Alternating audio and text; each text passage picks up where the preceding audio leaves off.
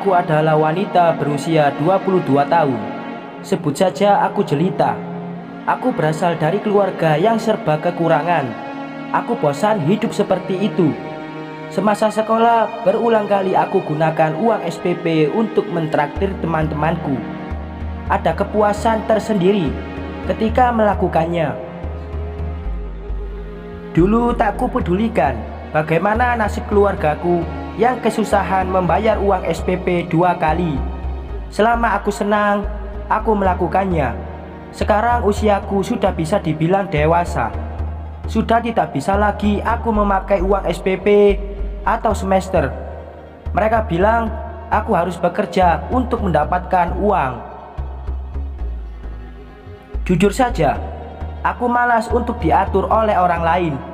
Aku suka bernyanyi, dan kebetulan ada seorang teman yang menjadi penyanyi dangdut di sebuah restoran. Ia mengajakku untuk bekerja dengannya. Setelah dikeluarkan dari 2 perusahaan, aku memutuskan ikut dengannya. Setiap hari aku pergi sekitar jam 15.00 dan pulang hampir tengah malam. Keluargaku yang menyadari pekerjaanku sebagai penyanyi dangdut pun mengharamkan uang yang hendak ku beri. Aku pikir itu bagus. Aku bisa menggunakannya sendiri untuk kesenanganku. Suatu malam, aku sedang bernyanyi dan melihat seseorang duduk di salah satu meja bersama teman-temannya. Ia menatapku dengan tatapan menggoda. Sekilas aku abaikan, namun pandangannya tak lepas dariku. Saat penampilanku selesai, ada salah seorang penyanyi yang mengenalkanku pada seseorang, dan itu dia. Dia yang sedari tadi tidak menatap yang lain selain diriku. Namanya adalah Abdul, seorang kontraktor terkenal di kawasan Jakarta. Kami berkenalan. Ia mentraktirku makan dan minum. Kami banyak bercerita. Tepatnya aku yang menceritakan kisah hidupku. Tahu bahwa dia adalah seorang kontraktor, aku mulai mengarang ceritaku sendiri. Aku bilang kalau aku bekerja di 2 tempat karena aku harus menghidupi ibu dan keempat saudaraku. Ia menganggapku sebagai superhero. Tiba waktuku untuk kembali tampil, dan ia tetap menatapku dengan tatapan seorang yang sedang mengagumi. Tiba saatku pulang, ia menawarkan diri untuk mengantar sampai ke rumah. Aku menyetujui. Kapan lagi aku pulang diantar lelaki kaya menggunakan mobil bagus? Pikirku.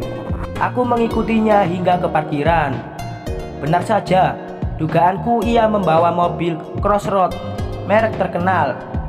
Ia membukakanku pintu layaknya Tuan Putri. Aku masuk ke dalam dan kami kembali bertukar cerita. Ternyata semakin dia cerita, semakin kagum aku akan kekayaannya. Mungkin dia tidak bercerita banyak tentang apa yang dia punya, tetapi instingku mengatakan bahwa ia punya segalanya. Sebelum sampai di rumahku, ia berhenti di salah satu toko donat terkenal. "Bawakan sesuatu untuk keluarga kamu ya," ucapnya.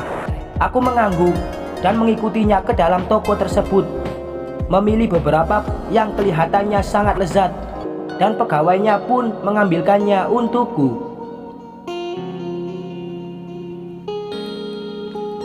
Sesampainya di rumahku, ia ikut turun dan ku kenalkan pada keluargaku. Semakin percayalah dia dengan kondisi rumah dan ekonomi kami yang memang kurang mencukupi. Sambil bersalaman dengan ibuku, ia memberikan donat yang tadi sudah kupilih. Sebelum pulang, ia meminta nomor ponselku. Dari sanalah kami sering berkomunikasi hingga akhirnya menjalin asmara. Hampir setiap hari aku bertemu dengannya di restoran, mengantarku pulang dan membelikan keluargaku makanan. Sedangkan aku seringkali diajaknya belanja dan bahkan diberi uang saku. Setelah beberapa bulan berpacaran, aku mengetahui bahwa ia memiliki seorang istri dan satu pasang anak. Aku tidak masalah dengan statusnya sebagai suami orang. Aku tetap menjalankan hubunganku dengan baik, sampai akhirnya ia mengajakku untuk menikah. Ia memberanikan diri bertemu keluargaku dan mengatakannya. Di depannya, ayahku biasa saja. Tetapi setelah ia pulang, ayahku marah besar. Ia tidak setuju dengan pernikahanku, tetapi aku tetap ingin menikah dengannya. Ibuku membujuk ayah untuk merestui hubungan kami dengan alasan agar kami tidak berzina. Ayahku tidak mengizinkan. Aku nekat tetap ingin menikah dengannya. Aku terima lamarannya tanpa persetujuan ayahku. Akibatnya, ayahku tidak mau menjadi wali dari pernikahanku. Semua keluargaku bingung, entah harus mencari wali di mana. Sedangkan abangku tidak mau melangkahi ayahku. Akhirnya, jalan tengah pun diambil. Kami menikah jauh dari rumah agar aku bisa menggunakan wali hakim. Sebelum berangkat ke lokasi pernikahan, ayahku tiba-tiba datang dan ikut kami ke sana. Rupanya ia berubah pikiran untuk tidak menjadi waliku. Aku merasa menang lagi kali ini. Sebelum pernikahan berlangsung, aku diberi syarat kalau setelah ini aku harus keluar dari pekerjaanku. Aku menuruti maunya. Toh aku tetap bisa megang uang walau tidak bekerja, pikirku. Pernikahan selesai. Kami memutuskan untuk tetap tinggal bersama keluargaku. Baru sampai di rumah, ia sudah meninggalkanku karena harus kembali kepada istrinya. Aku marah tak karuan. Bagaimana bisa baru menikah langsung pergi begitu saja, batinku. Semua keluargaku mengingatkan kalau ini adalah resiko menjadi bini muda. Saat ia kembali ke rumah, aku meminta banyak hal dan ia menuruti kemauanku. Setiap hari ia memberiku uang untuk diberikan ke ibuku. Uang belanja katanya. Tapi aku putuskan untuk tak memberikannya ke ibuku. Untuk apa? Tanpa uang ini semua orang di rumah masih bisa makan kok, pikirku. Kupakai semua uang belanja itu sampai suatu ketika aku dipanggil ke ruang makan. Coba kamu duduk sini, katanya datar. Setelah aku duduk, kenapa kamu tidak kasih uang belanja sama ibu? Selama ini aku kasih uang itu ke kamu. Aku kira aku makan di sini karena aku memberi uang belanja. Kalau kamu tidak kasih, aku malu dong makan di sini. Itu artinya aku numpang, bentaknya. Aku diam tak bergeming. Mulai sekarang, aku yang akan kasih uang belanja langsung ke tangan ibu, jawabnya sambil pergi tanpa menoleh ke arahku. Sial, uang tambahanku sudah melayang, gerutuku. Semua berjalan baik. Lalu akhirnya adikku membawa seorang laki-laki cukup tampan, tinggi, dan kaya. Dia memiliki mobil yang sama dengan suamiku, tetapi versi terbarunya. Ku dekati dia karena kupikir suamiku tidak akan tahu, karena dia sibuk dengan istri pertamanya. Beberapa kali lelaki itu mengajak adikku, tetapi aku yang menemuinya. Sampai akhirnya aku tidak tahu kalau suamiku akan datang tiba-tiba. Di rumah ada lelaki itu karena kami habis pergi ke salah satu mall. Suamiku datang dan curiga karena melihat mobil serupa terparkir di halaman rumahku. Buru-buru ia memasuki rumah dan menemuiku sedang bersama lelaki itu di teras. Ia masuk dan mengusir lelaki itu. Adikku yang melihat hal itu diam saja dan malah masuk ke dalam rumah. Sial, gerutuku. Lelaki itu pergi dengan mobilnya. Aku menghadapi suamiku dengan emosi. Sedang berada di puncak, ia mengambil panik dan membantingnya ke lantai. Semua orang di rumah hening seketika. ia marah-marah dan meracau kepadaku. Aku berusaha membalas argumen itu. "Kamu saja bisa kok sibuk dengan istri kamu," jawabku. Ternyata jawabanku semakin memancing emosinya. "Kamu yang setuju untuk menjadi istri mudaku. Ini resikonya," bentaknya. Aku diam 1000 bahasa. Aku menangis dan meminta maaf. Setahun berlalu, kini usia kandunganku sudah memasuki 9 bulan. Tiba-tiba ada seorang wanita datang ke rumah mencariku.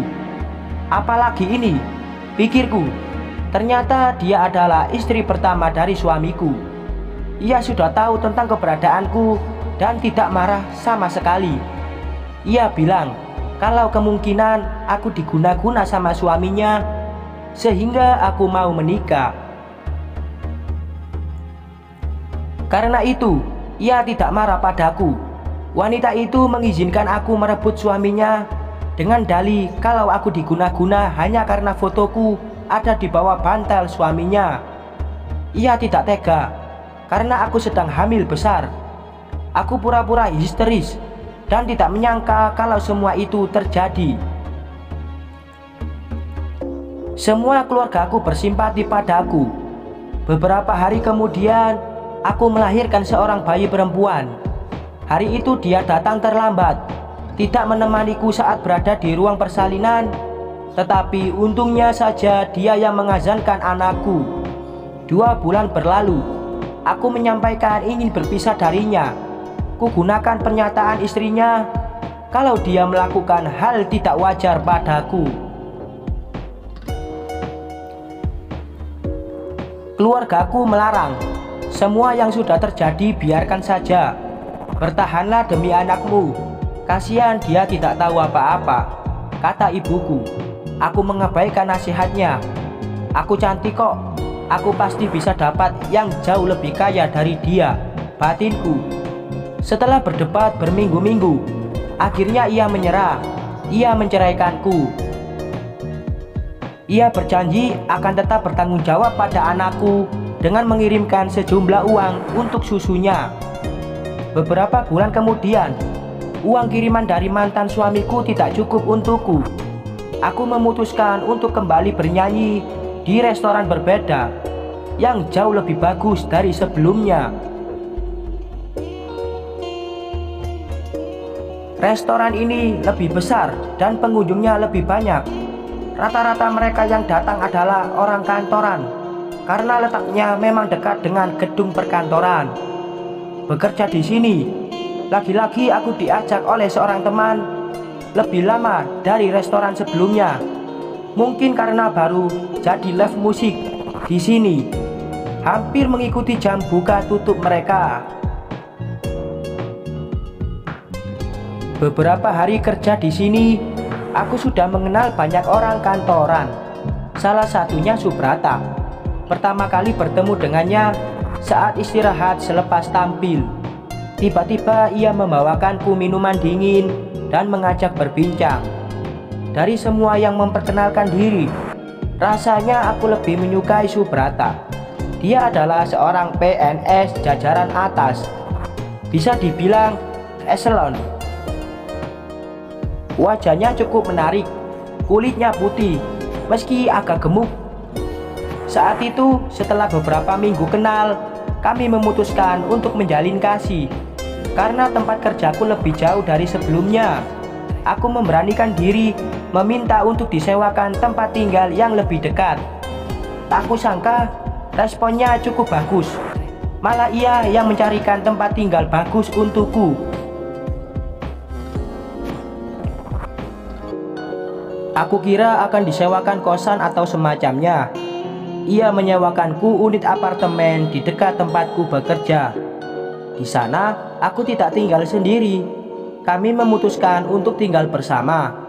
Lagi-lagi sebelum dia mengajakku berkencan, dia memberitahuku soal dirinya yang sudah berkeluarga dan memiliki 2 anak laki-laki. Tapi bagiku, itu bukan masalah. Beberapa bulan kami tinggal bersama. Subrata ingin sekali bertemu dengan anakku. Tapi aku tidak mengizinkan karena malu. Entah kenapa aku malu mengakui bahwa aku sudah memiliki anak yang sekarang tinggal bersama ibuku. Suatu ketika kami bertengkar hebat. Aku tidak mau berbicara dengannya, tetapi ia meninggalkanku di apartemen sendirian. Aku tidak menyangka kepergiannya meninggalkanku ternyata hanya untuk mencari rumah ibuku. Subrata datang sendiri hanya untuk menemui anakku yang saat itu sedang rewel karena tidak enak badan. Dengan sigap ia menggendong anakku dan menidurkannya. Melihat itu, ibuku langsung mendesak aku dan Subrata untuk segera menikah karena keluarga sudah tahu kalau kami tinggal bersama. Ditambah kedekatan yang begitu cepat antara Subrata dan anakku. Aku tidak punya pilihan.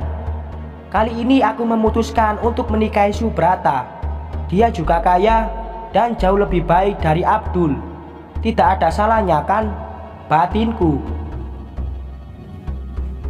Pernikahanku dengan Subrata kali ini tidak semewah dengan Abdul. Kami hanya mengundang beberapa kerabat untuk makan di sebuah restoran. Setelah menikah, Subrata memutuskan untuk membeli rumah dan membawa serta anakku. Aku sudah jatuh hati dengan anakmu. Aku anggap dia anak kita. Aku mau dia tidak tinggal di sini agar ayahnya tidak menemuinya. 1 tahun usia pernikahan kami, tiba-tiba ada bunyi aneh di depan rumah kami. Aku berusaha mencari, tapi tak menemukan apapun. Esoknya Subrata datang ke rumah. Istriku sudah tahu soal keberadaanmu, ucapnya. Kedua kalinya aku tertangkap basah menjadi istri muda.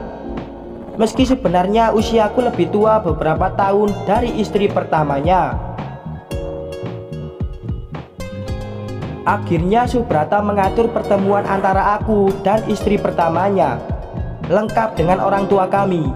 Di pertemuan itu, istri pertama Subrata mengikhlaskan untuk membagi suaminya denganku. Kali ini aku restui ya, tapi kalau ada yang lain lagi, aku akan minta pisah, ucap istri pertamanya kepada Subrata. 4 tahun usia pernikahan kami, diberi kado kehamilan keduaku. Katanya anak laki-laki. Aku girang bukan main. Karena jujur saja, selama ini aku cemburu dengan istri pertamanya. Hanya ia memiliki anak laki-laki. Sekarang aku memiliki keduanya, laki-laki dan perempuan. Subrata sangat sayang dengan anak perempuanku. Sejenak aku merasa unggul dari istri pertamanya karena memiliki anak perempuan yang begitu dicintai Subrata. Sedangkan istri pertamanya hanya punya anak laki-laki saja. 9 bulan mengandung, akhirnya anakku lahir juga. Ia terlihat sangat mirip dengan Subrata. Meski cemburu dengan istri pertamanya, tapi hubungan kami cukup akrab, bahkan sering menginap bersama. Beberapa tahun kemudian, istri pertamanya mengandung anak perempuan. Rasanya darahku mendidih. Aku tidak mau perhatian Subrata terbagi hanya karena dia memiliki anak perempuan. Aku mencari cara bagaimana bisa menarik semua perhatian Subrata. Aku ingin hamil anak perempuan lagi, ucapku pada Subrata. Ia menatapku heran, karena menurutnya aku sudah memilikinya. Cara itu aku anggap gagal. Aku mau pernikahan kita resmi terdaftar negara, ucapku di suatu malam. Subrata terkejut. Bagaimana bisa? PNS hanya diperbolehkan memiliki 1 istri. Jawabnya, aku tidak mau tahu. Aku mau pernikahan kita sah, balasku. Setengah mati aku harap-harap cemas. Kalau cara ini berhasil, jika tidak, maka akulah yang akan diceraikan oleh Subrata. Subrata meminta bantuan ibuku untuk pergi ke KUA dan menanyakan peraturannya. Ternyata nasib baik berpihak padaku. Keinginanku bisa terkabul asal istri pertamanya melakukan sidang kesediaannya di Madu. Subrata bingung karena tak tega dengan kondisi istri pertamanya yang sedang hamil besar jika harus bolak-balik pengadilan. Subrata meminta saran dari ibuku. "Jangan Subrata, kasihan, bisa-bisa dia stres," jawab ibuku. "Biarin saja jelita seperti itu. Dia hanya ketakutan perhatianmu akan hilang. Jangan dituruti, nanti juga dia balik seperti biasa lagi," tambah ibuku. Sepertinya keluargaku tidak ada yang berpihak padaku. Aku menganggap semua keluargaku sudah kubiayai. Meski uang yang diberikan untuk mereka terkadang aku potong setengahnya. Subrata dan keluargaku membujuk agar aku tak memaksa istri pertamanya. Padahal istri pertamanya itu sudah bersedia menjalankan persidangan. Tetapi apalah daya, daripada aku yang dicerai dan hilang semua uangku, kuputuskan untuk tidak memaksanya. Bayi perempuan itu akhirnya lahir. Aku jadi membenci anakku sendiri karena sudah tidak ada gunanya dia ada. Aku sudah tidak lebih unggul dari istri pertamanya. Akhirnya aku menyiksa anakku sendiri karena tak tahan melihatnya lebih disayang Subrata daripada aku. Aku melampiaskan kemarahanku pada Abdul dan Subrata ke anakku dan berbelanja sesuka hati. Hampir setiap hari aku pergi ke mall dan membeli banyak barang yang aku mau. Aku belikan anakku barang-barang yang membuatnya terlihat tua, agar tak ada lagi yang sayang padanya. Tapi ternyata usahaku gagal. Subrata tetap menyayangi anak itu jauh lebih banyak daripada sayang kepadaku.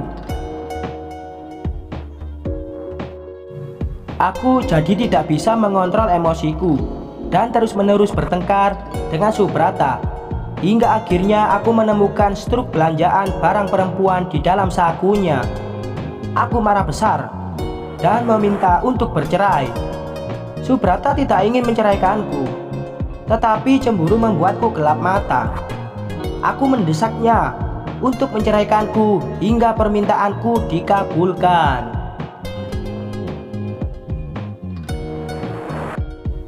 Aku bercerai dengan Subrata dan tak lama ia meninggal dunia.